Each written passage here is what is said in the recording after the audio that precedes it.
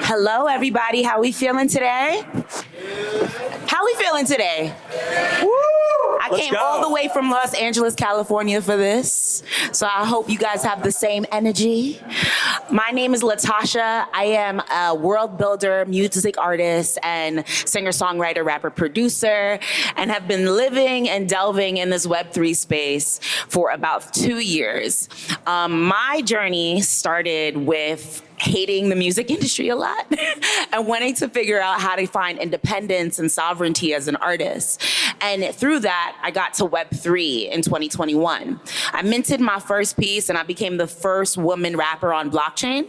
And then I also became the first to bring music video on blockchain. So I've really kind of changed the game. And today we're with a bunch of game changers in Web3, talking about the digital convergence and how we're going to transform life and entertainment, culture, and music with Web3. I just want to say like a bit of an intro today. At the Digital Renaissance panel, the interplay of music, art, and technology takes center stage, uniting visionaries from the worlds of sound, visual creativity, and cutting-edge tech. This panel delves into the transformative power of this convergence. Discover how NFTs have revolutionized artistic expression, while Web3 technology redefines the relationship between creators and their audiences. With us today are some major hitters. Bjorn Wagner, how you doing today? Very good. Yeah, can you give us a little bit of an intro on yourself? Yeah, I was born and raised in Germany. Lived a little bit around the world. My academic background is mostly in the engineering sciences, right?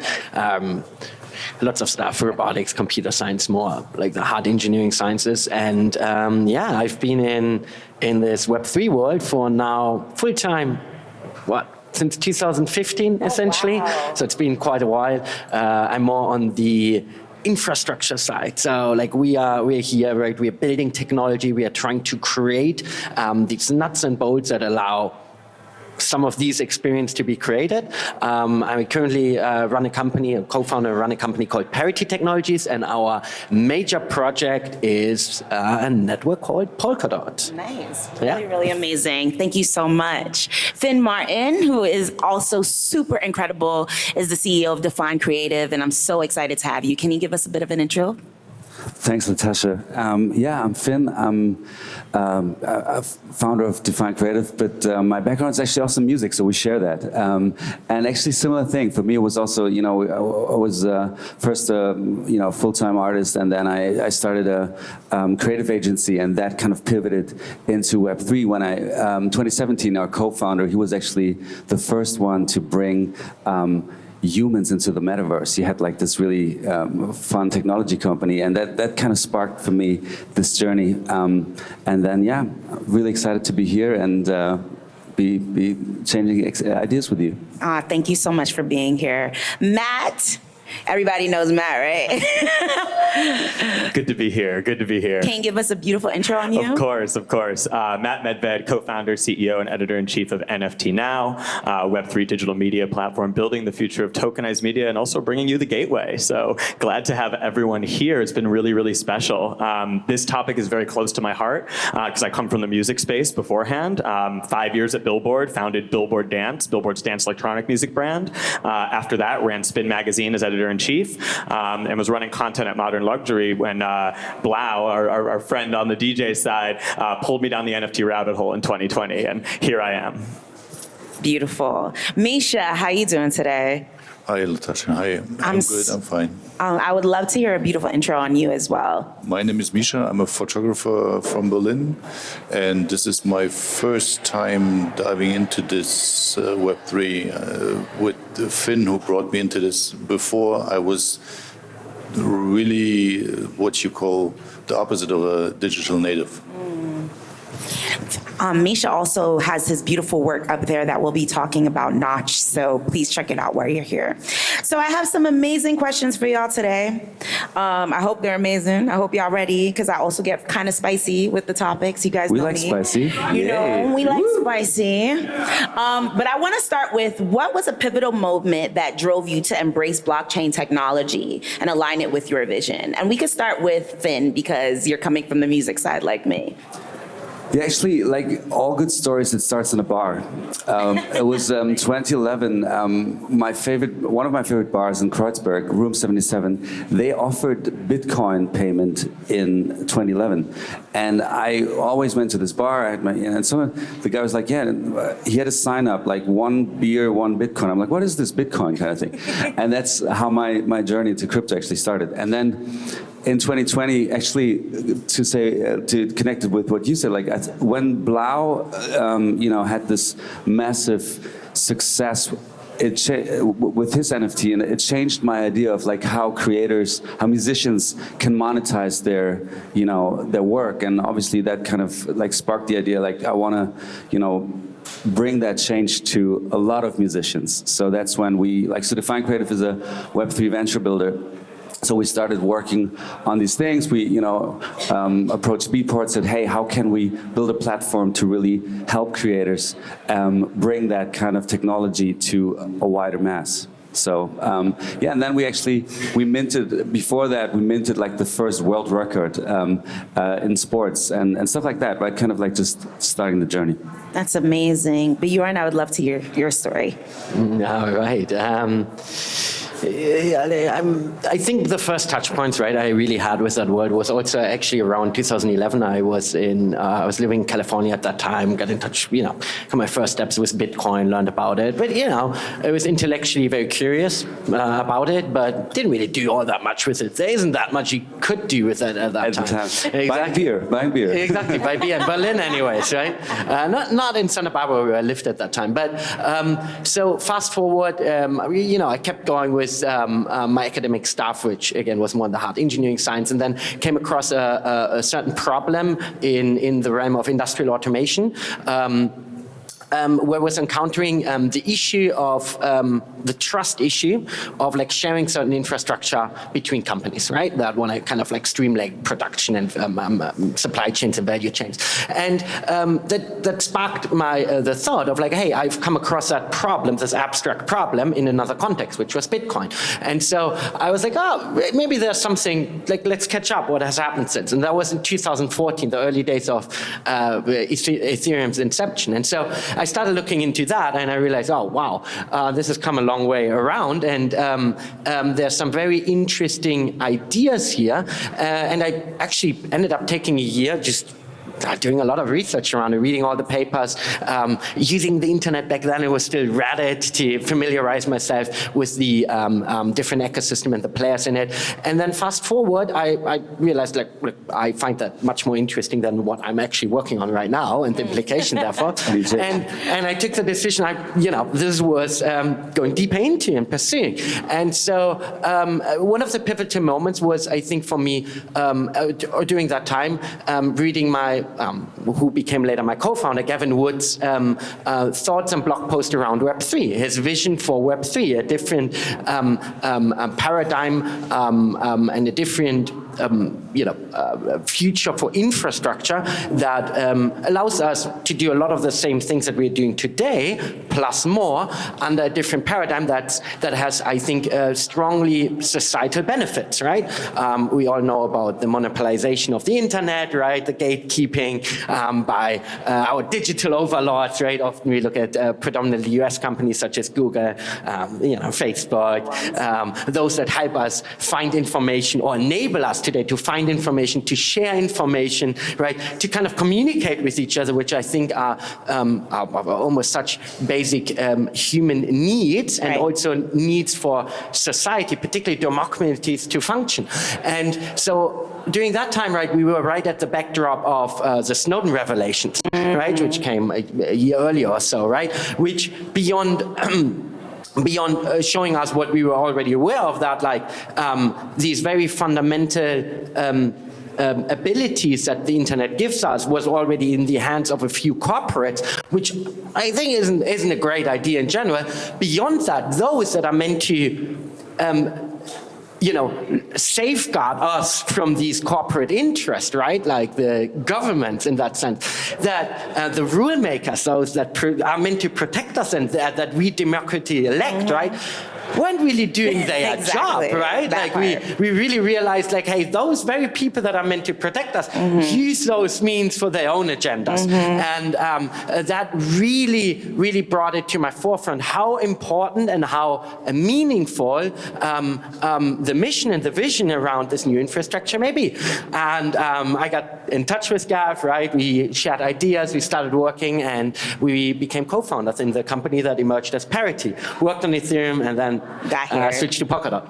That's amazing. I love how excited you get about it, how passionate you are. Right? I love it's that. so fire. Good, bringing the energy. I think it's a beauty to witness, like, so many people just want to solve these problems, right? Like, we're witnessing, especially, like, the breakdown of our whole society, pretty much, in so many different ways. All the industries are figuring out that they're broken, and they have to figure out new means of offering to people. And I think you're on that verge, and I think all of us are literally on that verge with media, with music, with art, with photography. And I would love to talk to you more, Misha, about your pivotal moment within blockchain, because I know you have a history also being a bouncer and being in the techno clubs and living that life. So I would love to know, what was your pivotal moment?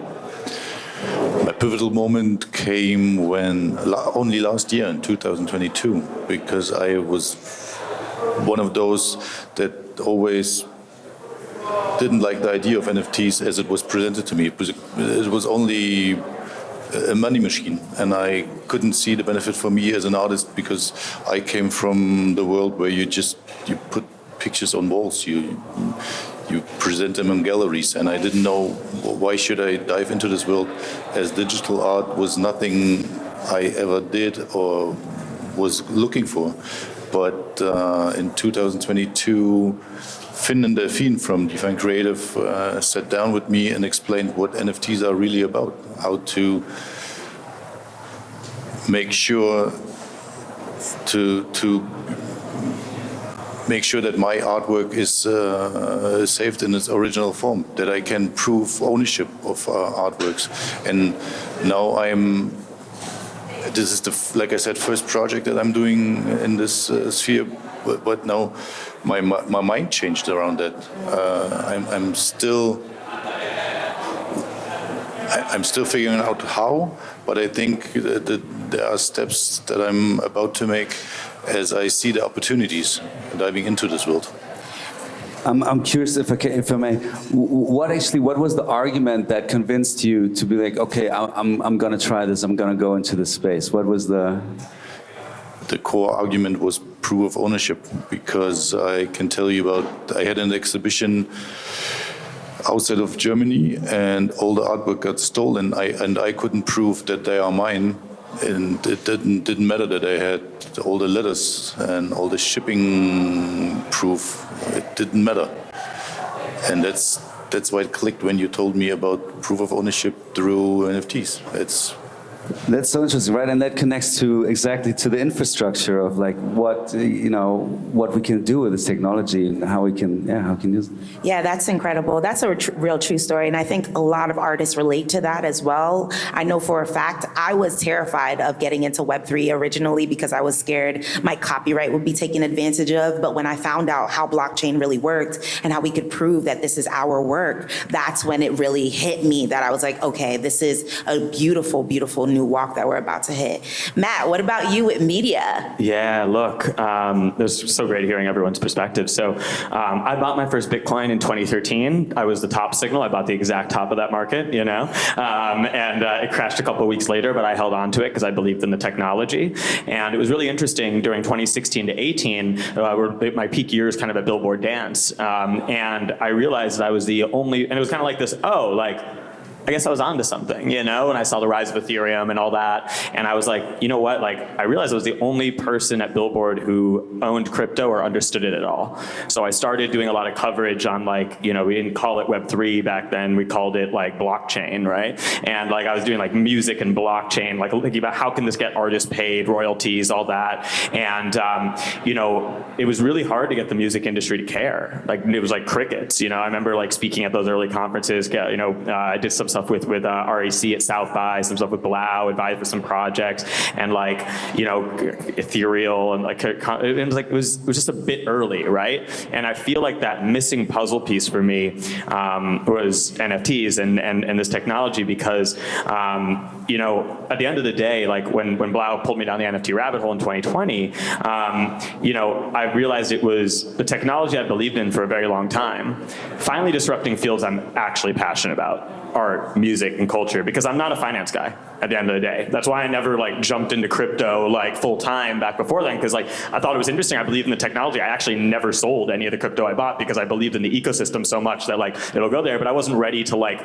change my life's work to that space until crypto and culture collided. And the biggest thing too for me was that this technology offered the opportunity to empower artists, and that's something that's always been central to my mission. And so it was really that moment that like is when like I was like, I am diving deep into this, going like all in on this, and a couple of months later started the NFT Now accounts, and here we are. It's really amazing to hear that as well, because I feel like as kids growing up with like a MySpace or Tumblr or like, you know, these kind of forms of media spaces, we felt as though, you know, we were putting so much of ourselves on the internet and didn't really have any form of proving that that was ours to own. You know, I remember putting up art on Tumblr and being like, okay, that's just gonna be what it is. But nobody was thinking like behind the curtain what we could actually do for the creatives that are actually building the internet. And I think that's what we're doing here with the media. And speaking on that, I would also love to ask the question, why is there a growing emphasis on merging blockchain technology with culture and entertainment? And what are the advantages and disadvantages coming with this fusion? For me or for Any everyone? of them. Oh, okay, go ahead. You know, I likely have a maybe slightly different perspective, because obviously a somewhat different background. I'm not as native to the art world as all of you are. But I think the point I'm going to make is very general, right? I think, you know, when we talk about this paradigm change, right, like it's an idea that I think is very powerful. The idea of like, we have all these sort of things that we as humans interact about, right? Like, let's take music for an example. I think there are two parties to that value exchange that are absolutely crucial, right? It's a person that wants to enjoy that experience, right? Listen to it, right? And it's a person who creates it, right? And particularly in the entertainment industry, right? The creative aspect is so core to this product, this experience product. But in reality, in today's world, you know, bringing those two parties together and enabling those parties to interact, there are a lot of parties in between, right? Which we often call intermediaries, which enable us to do what we want to do, right? It's an old spiel. And like many of these parties are important to enrich that experience and deliver it well, right? But there are also some that just emerged over the time because we needed a judge, a third party that induces the trust for us to know, like, if we engage with each other, it's actually going to happen how we expect it. And those often become over time very entrenched powers that become rent seekers and become gatekeepers, right? That say, like, you can play here, you can't play. And particularly if those parties are, you know, driven by increasing shareholder values, purely corporate interest, right? That leads to worse over time, worse outcomes for the two parties that are so fundamentally crucial for that experience, the artist in that case, and the person that wants to consume it, right? And also over time, that leads to a stifling in innovation, right? In most cases, right? Which is why, you know, there are rules in most societies, regulatory rules around forming of monopolies, because they prevent innovation at some point. And so the core idea, right, of this whole, you know, Web3 ideas is like we can build a different digital realm, different infrastructure that essentially allow us what we want to do at the core, but in a different way where we really empower the edge of this transaction being, for example, the artist and the consumer, right? So I think that's very the core idea. And now, why is culture important, right? Like that, why is culture so important for, to bring this new paradigm to the world, this new possibility? I think my argument would be this what I just talked about is an extremely powerful idea that takes a lot of time to wrap your head around, right? Because you're not used to it, right? You're used to, particularly in developed countries, to rely on these authorities, be it the judges, the police, right, your bank, and all these others, right? Particularly, it kind of works, right? Except for some, it doesn't work, right? For a lot of them, it doesn't work. And for most of us, it extracts value where there shouldn't be value extracted from us. But to bring this idea to the masses, right? And it really needs to be brought to the masses to see real change. I think culture is probably the best vehicle, because everybody can relate to it.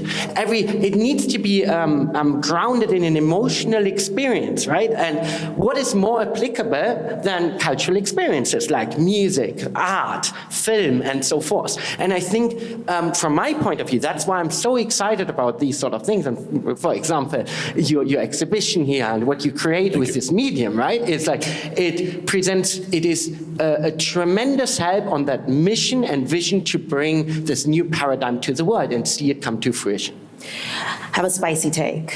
So we speak on this idea that, culture is the necessity for us to push these mediums, especially technology is going to really grow with culture. But what about the gatekeepers that hold culture from going forward? I don't know, but I would love to just ask, what are your thoughts on gatekeeping within technology?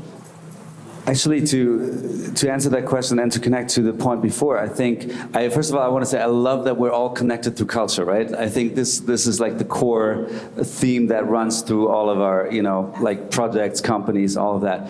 And to your point, I think the blockchain enables us to take away some of these gatekeepers, like you said, right?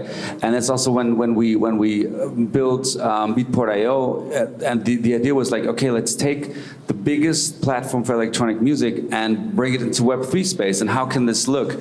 And actually, one of the important things is to kind of take some of the gatekeepers away, co-create, do something, touch into new spheres, give creators new tools that you haven't worked with before. And I think that's really that's where culture gets really powerful. And yeah, I think we need to give new tools and new forms of expression. Do you want to answer that as well, Matt? Yeah, look, it's something we think a lot about, because one of the things that really inspired us about the space as we founded NFT Now and beyond is the opportunity to bypass traditional hierarchies that have existed for a long time, traditional inequities that have existed for a really long time.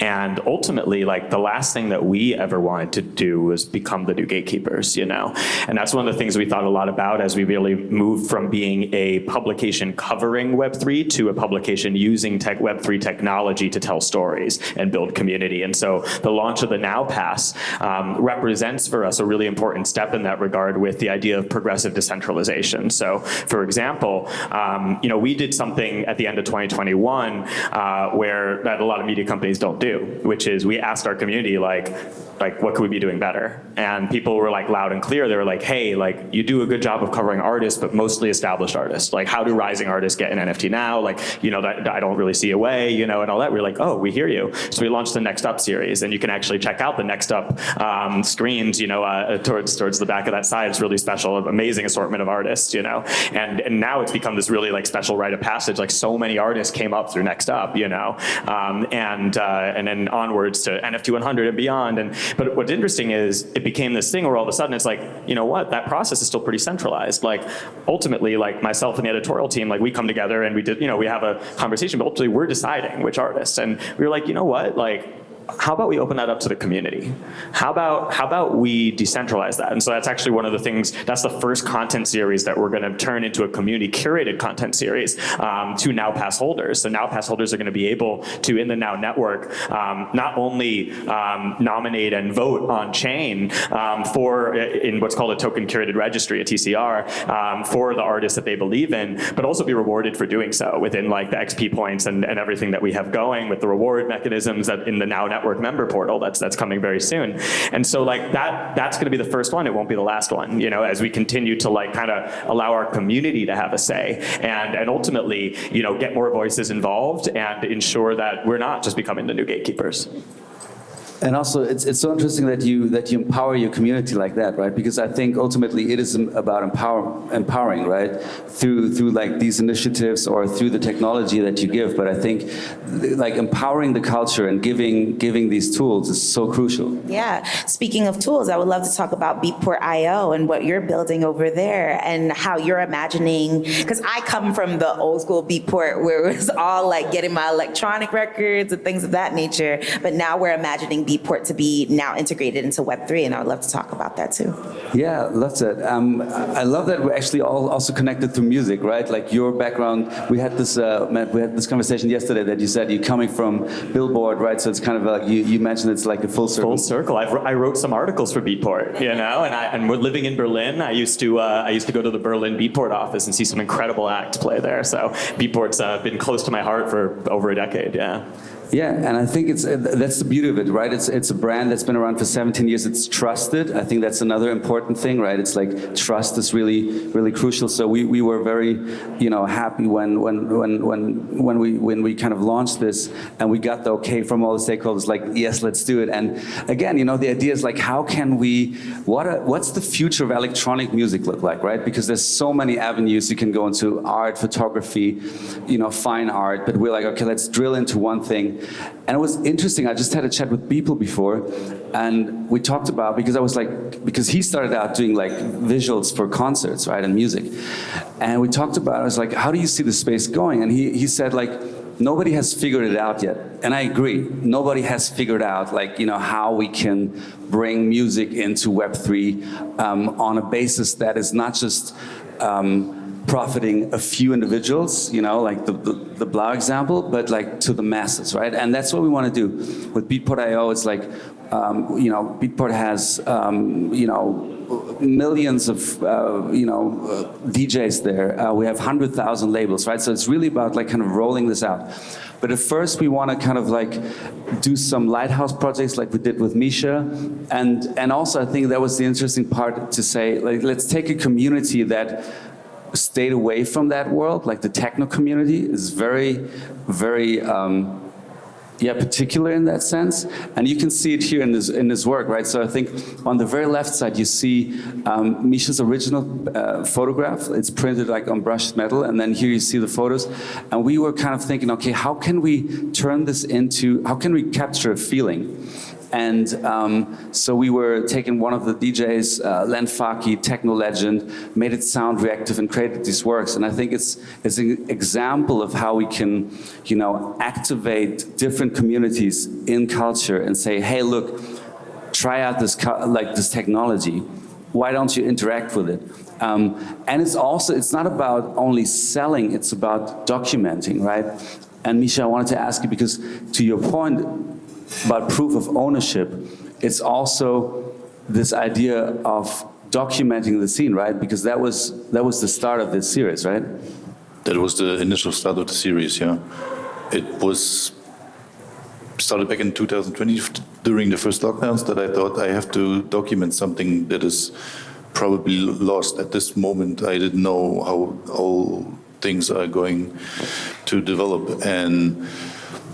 But obviously I'm kind of limited in my art, and only NFTs brought together what I envisioned before, because seeing the people is the first step into understanding who they are. But then again, the feeling you have from the club experience, I think it comes to life with the NFT, as we could combine not only the pictures but also the sound, and there's a certain type of movement that, in my opinion, is very similar to this what you have in a club. Would you say that your photography has changed now that you're like playing with the technology? No, but it developed. It didn't change. It developed into something else, and this is what I said before. I can't grab it at the moment. I'm just there's something going on in my head, what I can't explain further. But I see how the possibilities are rising. It's. What about distribution? that's what I'm still learning. I do see a beautiful future for photography and technology. I mean, there's some really amazing photographers who are killing it within Web3. I think about like Justin Aversano, Diana Sinclair. They've all taken like Web3 and photography. Ibrahim's another one, actually, he's here, who's like utilized technology to really transform distribution and also the models of how their art is received. And on that note, another one of the projects we're working on with Beatport.io right now is actually giving fans their unique song, right? Because so far I think we've missed one perspective, because we've been talking a lot about like the perspective from the artist, which is the core, artist first always. But the other perspective is the fan, right? So I think, and you touched on that before, how do we give the fan a deeper experience? How can we make the fans connect with their favorite artists? And one thing we're working on that I'm really excited about, and I cannot reveal the artist, but it's one of the biggest artists in dance music. And the project we're doing is a unique song, right? So it's about like, we developed a player that, lets you create infinite versions of a song. They're all sonically different. So you can play around with the player and then you can say, oh, I like that version. That is my version of this song. And then you mint that and you get a unique cover. Again, you can create this cover and then you have your unique version of a song. And I think, to me, that is where I can see distribution going, because music, we all agree music and art is super valuable, but yet most of us are not willing to pay for it, right? Like we want it instant, we want to stream it. We might pay like $10 for Spotify, but that's it, right? Yeah. And to go back to that idea of, okay, ownership, I want to pay for that, but you have to get something in exchange. And I feel like if you make it unique, that's one way. I think another way to touch on that is like, I would love to see the collectible aspect of music being revived, right? Because it has gotten somewhat lost in the digital age, right? And it's really sad. But and I think to your point, Finn, this may be very difficult if you if you keep the constraints of like the only thing that's being delivered is like a song, right? But if you enrich that experience and that interaction between the person, the fan, and the artist, you may be onto something. So I'm just spouting out some stuff here, but like for example, you could have, for an artist, I think probably, and please tell me if I'm wrong here, the two most valuable assets you have, right, is one, your talent, your creativity, your artwork itself, right? But also your community, your friends, right? Yeah. And you want to be, I think, when this counts everywhere, distribution is so important, and your engagement with the artist, you don't want to give that with the fans. You don't want to give that out of hand. And this, I think technology may present an opportunity, right, for you as an artist to still own that engagement, right?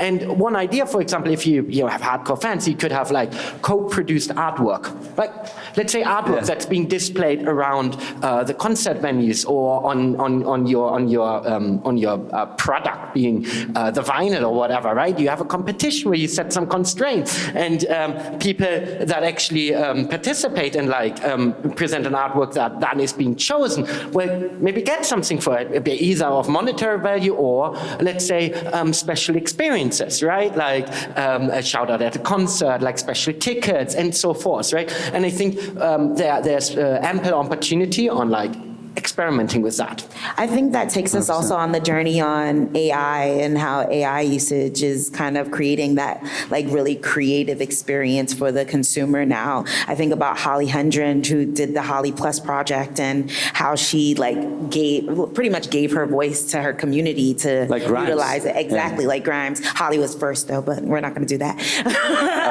I love Holly so much, but Holly gave her voice to her community to make this music however they wish to. And then it created this really beautiful experience between her consumer. And then she gave I think a percentage to her fans for whatever they created out of it. So that's cool. Really cool. Yeah, I'd love to add to that, so it's interesting to me, we went from paying $15, $20 per CD to paying $9.99 for all the music in the world. And there's obviously a value disconnect that took place there, and artists have largely paid the price for it, right? And so what's interesting is, like, I grew up, my dad is a brain doctor. He does not work in music at all. He does not have a musical bone in his body, but he is a huge music fan. And so I grew up with the idea of fandom and collectability around music, because my dad collects rare Beatles memorabilia, and like he's the biggest Beatles fan ever. And like when I first started to wrap my head around NFTs, I was like, oh, I get it. Anybody can listen to Abbey Road on streaming, but not everyone has the signed vinyl, like signed by all 4 Beatles. And now imagine if that signed vinyl could also get you backstage at the show, could get you in the fan club, could get you like the exclusive perks and the merchandise and all of the things that like fandom brings. And that's something that's incredibly powerful to unlock. I remember the first conversation I had with Blau, when it really clicked for me. He said, Matt, I know I have fans in Mexico City. I have a show coming up there. I know I have fans. I get this many thousand streams per month, but I don't know who they are. Exactly. I can't reach them. Spotify's not sharing that data with me. He was like, but imagine if I could, put up a QR code, give out an NFT, and then all of a sudden I know who all of my core fans are there. I can invite them to the show. I can get them the backstage pass. I could, give them exclusive access to things. That direct connection between an artist and a fan and your most engaged community members, I think, is the real promise of this technology. And I think tapping into that fandom is what is going to take music NFTs into the mainstream. I love that you say that, and to kind of give back that the ownership of that connection, give that to the artist, take out the gatekeepers, take out the intermediaries, and be like, hey, you now own this because you are the best one to facilitate that connection and deepen it. And the beauty of this is a win-win situation for, again, these two parties that really matter in that engagement, interaction, right? And like, to your point, right, that's exactly what I'm thinking. And it seems to me as a somewhat outsider, right, like to that industry, as a no-brainer. Why doesn't it exist yet, right? Doesn't it exist yet? And another example that comes to my mind is like, to your point, like you as an artist may not really know exactly where your fans are, and you definitely don't have a clear way to engage or communicate with them, get signals or activate them in a certain way, right? And I remember I don't know, when that was 2014, I learned about this platform, I think, that was used to bring K-pop artists to different parts of the world, because they figured out, right, that like they are actually K-pop fans all over the world, right? But K-pop bands wouldn't actually go to South America, right? And so these fans never had an ability to see them, right? And a certain crowdsourcing platform was found where I think fans could go and commit certain amounts to try to get these artists over, right? Like, and I think this is another example how the facilitation of that engagement, interaction may bring huge amount of value to both sides by de-risking for the artist or the third party that stands behind with the financial risk of bringing an artist to your place, and enabling fans that may otherwise never see that artist to finally see them, right? But I have a question. What about, oh, sorry, Matt, do you want to add anything? No, I fully agreed, Yeah. I think the obvious issue that we're facing is like the barrier to entry for our fan bases, right? I think a lot of times my fans are like, I'm really interested in NFTs. I love what you're doing, but I don't even know how to start. So do you have any like suggestions on how to navigate that? Follow Beatport.link. Then go for it. You want to go first? Please do. Like, actually, on that note, that's why we chose Polkadot as its, as our partner, blockchain partner. That's why we're building on Polkadot. So I don't want to, go too technical, but so there's different parachains, and we're on the Aventus parachain. And what these guys offer that was really, first of all, like crucial for us to choose Polkadot was. You can sign in with your email, right? It's like 2 clicks. A web wallet gets created for you. You check out with your credit card, and that makes like mass adoption really easy, right? Because of course, we also have, you can check in with your MetaMask, and you can pay with crypto, all that. But I think we have to be honest and bring in back the spice. I think in order to kind of make this available for the masses and have the masses care about it. It needs to be super easy. You know, it needs to be like 3 clicks. I don't want a seed phrase. I don't want all of that. I just want to make it easy, right? So that's why we chose, one of the reasons we chose like Polkadot is it's multi-chain. It's like, it's a lot, you can speak to that much better, but my core point is like, make it easy and trustworthy. Absolutely. I have one more question before we wrap up today. We actually have like 3 more minutes. So, oh my gosh, this was really an incredible, please give it up for the speakers because they've been just super incredible. How are you all actively reshaping narratives to spotlight the positive growth facilitated in Web3, particularly in the face of challenges like gatekeeping your representation and the bear market? And what does diversity mean to you in this sphere? I feel like I stole the answer. So you if you want to go, please.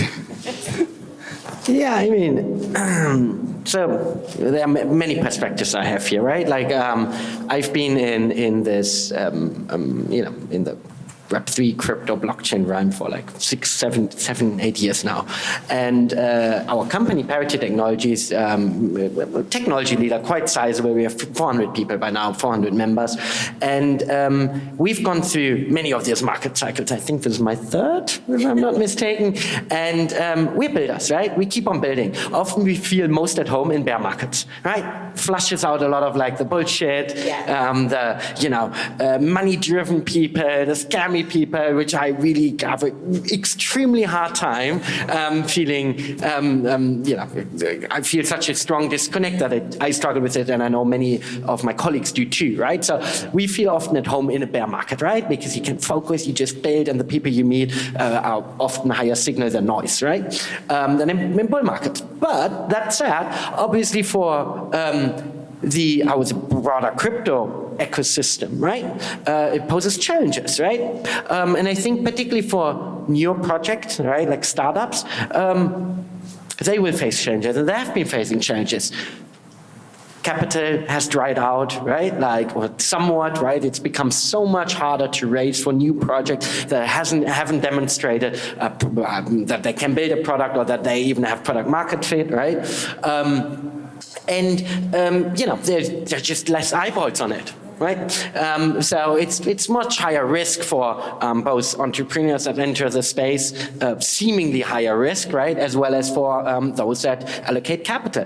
But on the other hand, I would also say it's a wonderful time to enter and build, right? And I think historically, some of the best products, services, and companies have been built in economic downturns, right? And so don't be afraid, come go, right? I think when I got started, it was a downturn, right? It was a bear market, so don't be shy. Anyone else like to answer? Yeah, absolutely. So from day one, when we started NFT Now, our mission has been to empower the creators of culture and to bring this technology from niche to mainstream. And I think the important part is really, the first part is incredibly important because largely the creators of culture have been appropriated, exploited, and have not shared in the value that they have created traditionally. And more often than not, they come from marginalized groups. And we can all take a look at the crypto space and recognize that it is too white, it is too male, and it is too straight. Like it's painfully obvious, right? And so for us, empowering the creators of culture really means actively providing a platform for groups that have been marginalized in the past. And so one thing that we recognize is that we do see this technology as incredibly powerful in enabling us to bypass traditional hierarchies, bypass traditional gatekeepers, bypass these entrenched inequities that have existed for a really long time. But that better future is not going to build itself. And we have a responsibility to actively make that a reality each and every day. And that's something that is central to the mission at NFT Now. And it's something we think about in every aspect of what we do. I love that you put that in the center, and actually for us at Beatport.io it's the same thing. That's why we chose. We talked to some of like the biggest artists in the industry, the biggest labels, and we chose to start with projects like the other one besides Nachts is He She They. It's like this painting, like it looks like a painting, but it's actually 3D scans of a collective called He She They. It's an LGBTQ plus collective. They have amazing parties. It's all their dancers, their performers. And we wanted to empower them. It's like this almost like Renaissance painting, right? And it comes, the NFT, it actually gives you access to a documentary about them, right? So we also wanted to show, it doesn't always have to be, it's a collectible, yes, sure, but it comes with a full like 2-hour documentary about their work. And I think to put these communities at center and like showcase that diversity and highlight it at the beginning of a project when you have the most power, I think it's really great. And I wanted to hand over to Misha because diversity I know is really important to you as well, right? That's basically why I started showing the people from this club I work at, because it was always about the dirt and the drugs, but I wanted to show that it's in its core, it's freedom to be who you are, and it doesn't matter what your definition of yourself is. You can be who you are with others being themselves, and this is why I started this whole thing, because I wanted to change perspectives. I love that. That's a great way to wrap this up. Thank you so much. Give it up for the panelists one more time, y'all. Give it up for Natasha. Give it up for a beautiful host. Yay. Thank you so Spicy. much. This is my first moderation, so I'm very excited to be here with y'all. But this was such an incredible panel. If you guys have anything that you would just like to say before we dip, anything? Check out Natasha's music. It's fucking amazing. Thank you so much. And I want to say one thing. I want to really give a big shout out to NFT Now and to Matt and Alejandro and the crew, and like what they did here is, I think, is amazing. And what, one thing, like we had this experience with Alejandro yesterday. He came up to Misha and he asked, like, is there one thing we can do better? And there was a tiny bit with the screen, and he immediately did it. And what you do here for artists and the community is amazing. So thank you for hosting this beautiful Thank you so space. much, Matt. Thank you. Thank you guys for listening.